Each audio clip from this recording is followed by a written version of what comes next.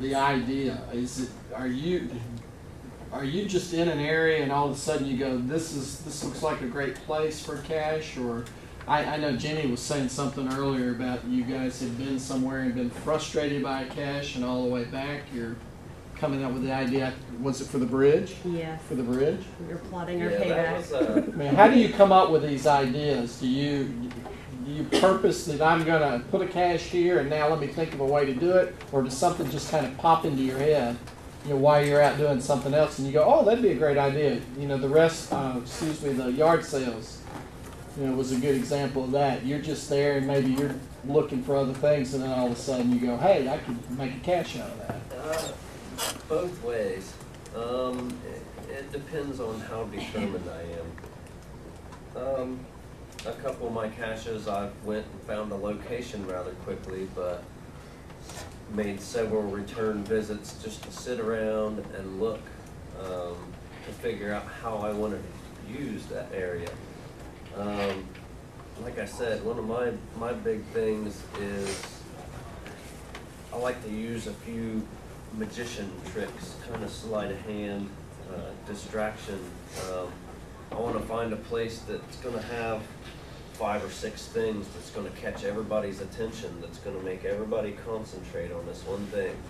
I know it's got to be here, I just can't figure out which hole it's in when it's hanging right here beside their head.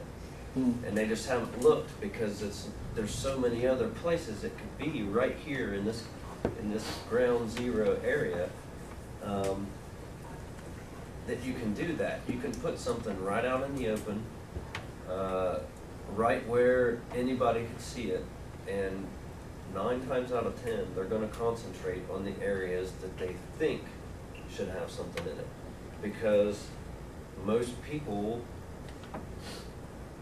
they look for certain things. They look for something that says that's a cache or that's not supposed to be there.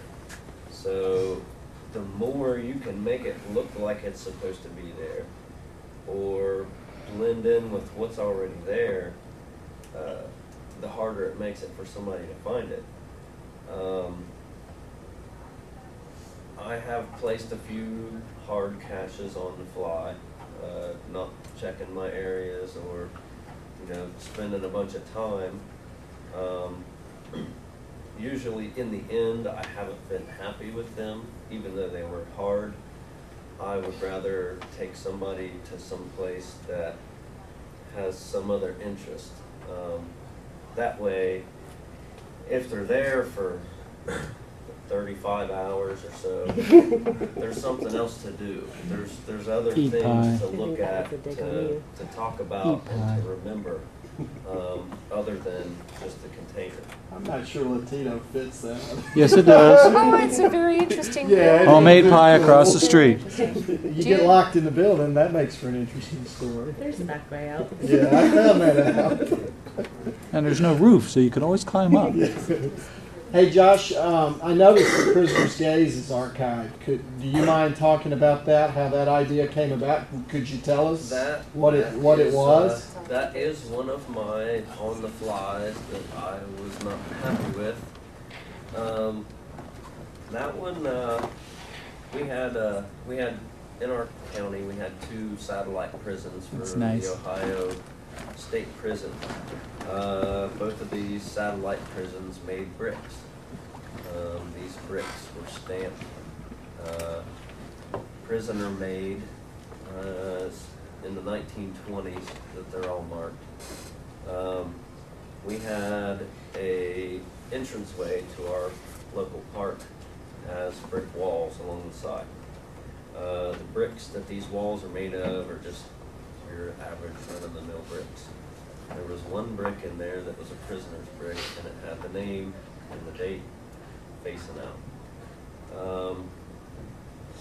There was a large pine tree right behind that wall, to where if you walked up and you looked at this brick, right here was the cache. You couldn't see it. It was what we call, I guess, still a nano, because they haven't come up for a word for caches smaller than kind of took a play on words with the fact that that prisoner made brick. If you were looking at it, I guess, where does the common prisoner probably spend most of his day looking? Over his shoulder? Eyes in the back Oh, of his see, head. I didn't even get that. So I You didn't have kind to of go use after the that cat. as, once you get to the location, okay, I see this thing, it says it was made by a prisoner, I know I'm in the right spot. Where would that prisoner be looking? Well, he'd be looking over your shoulder at the cache, which worked, but it was one of them things that I wasn't really happy with, and I want to utilize that park better. We have the 528-foot rule, which you can't have a cache closer than 528 feet to the next cache. So for our park, I wanted to use every 529 feet in that park. So that plus a little damage to the area made me yank it. Yeah. If you were gonna, like, if we wanted to do a cache, is there a way to find out if we wanted to, like, go search for one? Mhm. When you look it up, will it tell you if you're gonna have to spend money on it? They're supposed to. There is a guideline that says you are not allowed to place caches that, you're not allowed to place commercial caches. You can't require someone to buy something.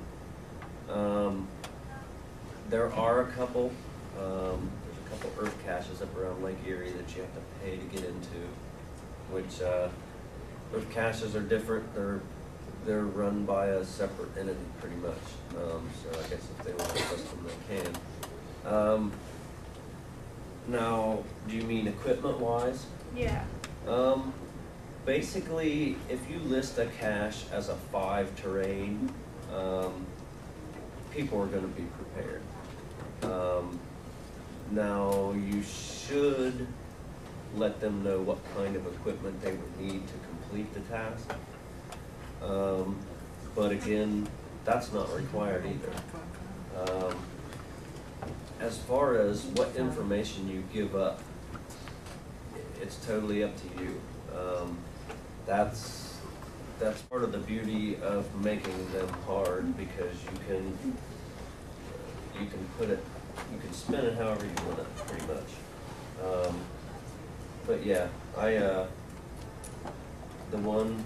That's what I like Yeah. about this photo here, because this is his 555 cache, and these are some of the better cachers in the area. Look at what they brought, not knowing what they were going to face. I mean, they had literally got that truck full of stuff. And they used it all. Yeah. And Jenny, you want me to show something else in here, right? There's another photo in that gallery.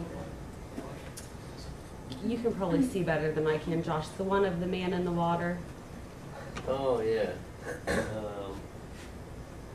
The second row, third Is picture this from it the right left. Yeah. This one. That would be going in the wrong way.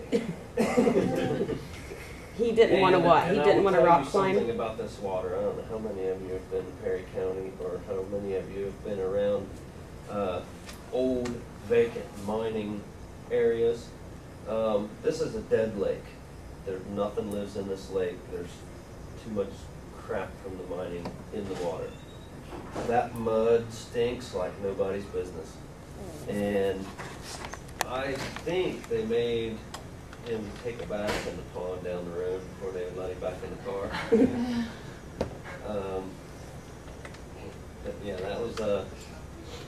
that was the guy that, while everybody else stuck to the trail, he decided he was going cross country.